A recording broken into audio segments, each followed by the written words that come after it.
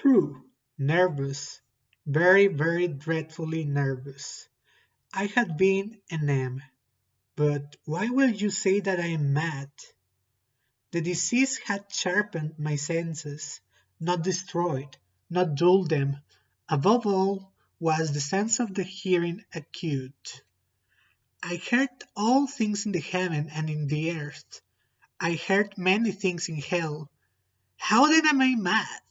Hearken, and observe how healthily, how calmly I can tell you the whole story. It is impossible to say how first the idea entered my brain, but once conceived, it haunted me day and night. Object there was known, passion there was known. I loved the old man. He had never wronged me. He had never given me insult. For his gold I had no desire. I think it was his eye. It was this. He had the eye of a vulture, a pale blue eye, with a film over it. Whenever it fell upon me, my blood ran cold, and so by degrees, very gradually, I made up my mind to take the life of the old man, and thus rid myself of the eye forever. Now this is the point. You fancy me mad. Madmen know nothing, but you should have seen me. You should have seen how wisely I proceeded, with what caution, with what foresight, with what dissimulation I went to work. I was never kinder to the old man than during the whole week before I killed him. And every night, about midnight, I turned the latch of his door and opened it, oh, so gently. And then, when I had made an opening sufficient for my head, I put in a dark lantern, all closed, that no light shone out, and then I thrust in my head. Oh, you would have loved to see how cunningly I thrust it in. I moved it so slowly, very, very slowly, so that I might not disturb the old man's sleep. It took me an hour to place my whole head within the opening so far that I could see him as he lay upon his bed. Ha! Would a man have been so wise at this? And then, when my head was well in the room, I undid the lantern cautiously, so cautiously, for the hinges creaked. I undid it so much that a single thin ray fell upon the vulture eye, and this I did for 7 long nights, every night just at midnight. But I found the eye always closed, and so it was impossible to do the work, for it was not the old man who vexed me, but his evil eye. And every morning when the day broke, I went boldly into the chamber and spoke courageously to him, calling him by name in a hearty tone, and inquiring how he has passed the night. So you you see he would have been a very profound old man indeed, to suspect that every night, just at 12, I looked in upon him while he slept. Upon the 8th night, I was more than usually cautious in opening the door. A watch's minute hand moves more quickly than did mine. Never before that night I felt the extent of my own powers, of my sagacity. I could scarcely contain my feelings of triumph, to think that there I was, opening the door, little by little, and he not even to dream of my secret deeds or thoughts. I fairly chuckled at the idea, and perhaps he heard me, for he moved on the bed suddenly, as if startled. Now you may think that I drew back, but no.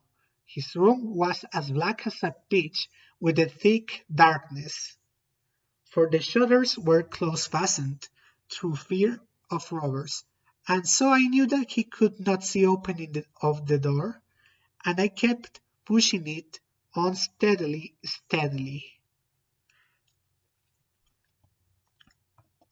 I had my head in and was about to open the lantern when my thumb slipped upon the thin fastening, and the old man sprang up in the bed, crying out, "Who's there?"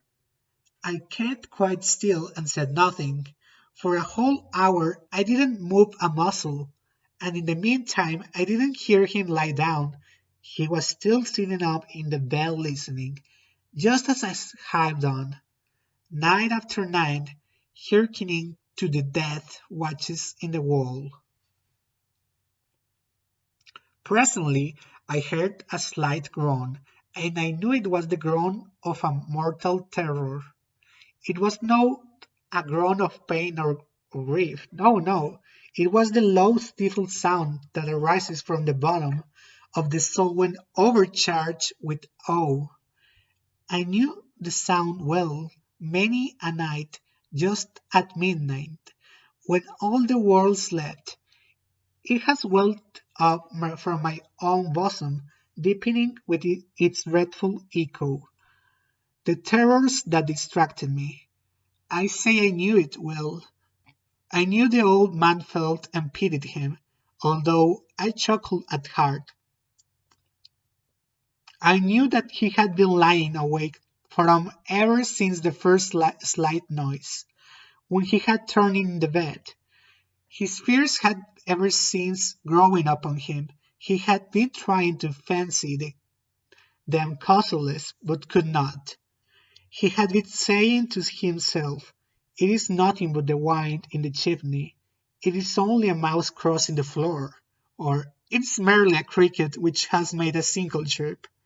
Yes, he had been trying to comfort himself with these suppositions, but he had found all in vain. All in vain, because death, in approaching him, had stuck with his black shadow before him, and enveloped the victim. And it was the mournful influence of unperceived shadow that caused him to feel, although he neither saw nor heard, to feel the presence of my head within the room. When I had waited a long time, very patiently, without hearing him lie down, I resolved to open a very little crevice in the lantern. So I opened it. You cannot imagine how stealthily, until at length a simple dim ray, like the thread of the spider, shot from the crevice and fell full upon the vulture eye. It was open, wide open, and I grew furious and I gazed upon it. I saw it with perfect distinctness, all a dull blue, with a hideous veil over it that chilled the very marrow in my bones. But I could see nothing of the old man's face or person, for I had directed the ray, as if by instinct, precisely upon the damned spot. And have I not told you that what you mistake for madness is but over acuteness of sense? Now, I say, there came to my ears a low, dull, quick sound, such a watch makes me enveloped in cotton. I knew that sound well, too. It was the beating of the old man's heart. It increased my fury, as the beating of a drum stimulates the soldier into courage. But even yet I refrained and kept still. I scarcely breathed. I held the lantern motionless. I tried how steadily I could maintain the ray upon the eve. Meantime the hellish tattoo of the heart increased. It grew quicker and quicker, louder and louder every instant. The old man's terror must have been extreme. It grew louder, I say louder every moment. Did you mark me all well? I have told you that I am nervous. So I am. And now the dead hour of the night, amid the dreadful silence of that old house, so strange a noise as this excited me to uncontrollable terror. Yet, for some minutes longer, I refrained and stood still. But the beating grew louder, louder. I thought the heart must burst. And now a new anxiety seized me. The sound would be heard by a neighbor. The old man's hour had come. With a low yell, I threw open the lantern and limped into the room. He shrieked once only, and in an instant I dragged him to the floor and pulled the heavy bed over him. I then smiled gaily to find the deed so far done, but for many minutes the heart beat on with a muffled sound. This, however, didn't vex me. It would not be heard through the wall. At length it ceased. The old man was dead. I removed the bed and examined the corpse. Yes, he was stone dead. I placed my hand upon the heart and held it there many minutes. There was no pulsation. He was stone dead. His sleep would trouble me no more. If still you think me mad, you will think so no longer when I describe the wise precautions I took for the concealment of the body. The night went, and I worked hastily but in silence. First of all, I dismembered the corpse. I cut off the head and the arms and the legs. I then took up 3 planks from the flooring of the chamber and deposited all between the scantlings. I then replaced the boards so cleverly, so cunningly, that no human eye, not even this, could have detected anything wrong. There was nothing to wash out, no stain of any kind, no blood, spot, whatever. I had been too wary for that. A tub had caught all. Ha ha! When I had made an end of these labors, it was 4 o'clock, still dark as midnight, as the bell sounded the hour. There came a knocking at the street door. I went down to open it with a light heart, for what I had now to fear. There entered 3 men, who introduced themselves with perfect suavity as officers of the police. A shriek had been heard by a neighbor during the night. Suspicion of foul play had been aroused. Information had been lodged at the police office, and they, the officers, had been deputed to search the premises. I smiled, for what had I to fear? I bade a gentleman welcome. The shriek, I said, was my own in a dream. The old man I mentioned was absent in the country. I took my visitors all over the house. I bade them search well. I led them at length to his chamber. I showed them his treasure secure, undisturbed.